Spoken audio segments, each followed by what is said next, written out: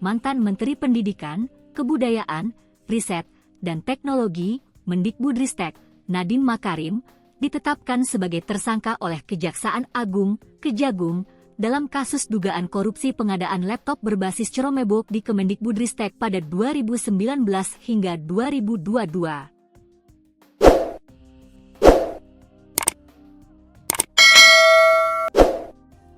Pada hari ini, kami kembali menetapkan satu orang tersangka dengan inisial NAM, selaku Menteri Pendidikan, Kebudayaan, Riset, dan Teknologi Republik Indonesia periode tahun 2019 hingga 2024, kata Direktur Penyidikan, Dirdik, pada Jaksa Agung Muda Bidang Tindak Pidana Khusus, Jampitsus, Kejagung, Nur Cahyo Jungkung Madyo, dalam konferensi pers, Kamis, 4 September 2025.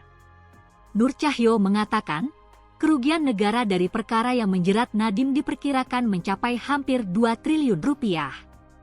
Dia bilang, ex-Mendikbudristek itu diduga melanggar Pasal 2 Ayat 1 atau Pasal 3 dan Pasal 18 Undang-Undang Nomor 31 Tahun 1999 tentang Pemberantasan Tindak Pidana Korupsi Yungto Pasal 55 Ayat 1 Pertama KUHP. Untuk kepentingan penyidikan, tersangka NAM akan dilakukan penahanan di rutan selama 20 hari ke depan sejak hari ini, tanggal 4 September 2025, bertempat di Rutan Salemba Kejaksaan Negeri Jakarta Selatan, kata Nur Cahyo. Sebelum masuk ke Kabinet Indonesia Maju, Nadiem Makarim dikenal luas sebagai pendiri dan CEO Gojek. Pria kelahiran Singapura, 4 April 1984, ini merupakan anak ketiga pasangan Nono Anwar Makarim dan Atika Al-Gadri. Ayah Nadiem merupakan aktivis sekaligus pengacara ternama di tanah air.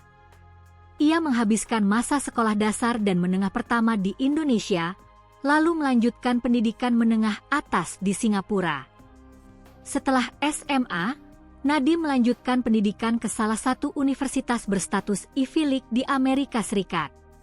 Jenjang strata 1, S1, dia tempuh di Brown University jurusan Hubungan Internasional. Ia juga sempat ikut pertukaran pelajar di London School of Economics and Political Science di Inggris.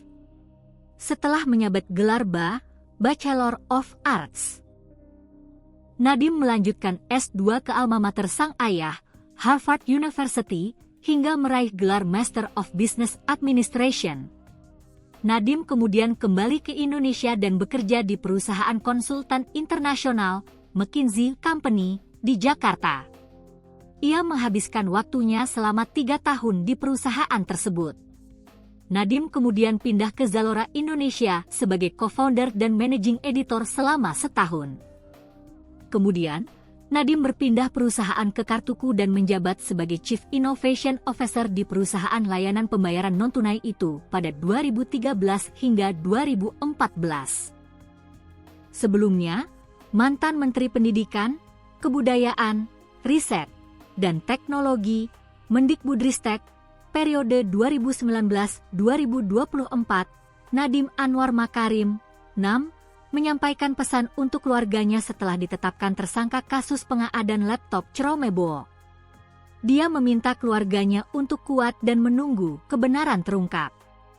Untuk keluarga saya dan 4 balita saya, kuatkan diri, kebenaran akan ditunjukkan, kata dia saat digiring ke mobil tahanan di Kejagung, Kamis, 4 September 2025. Allah melindungi saya.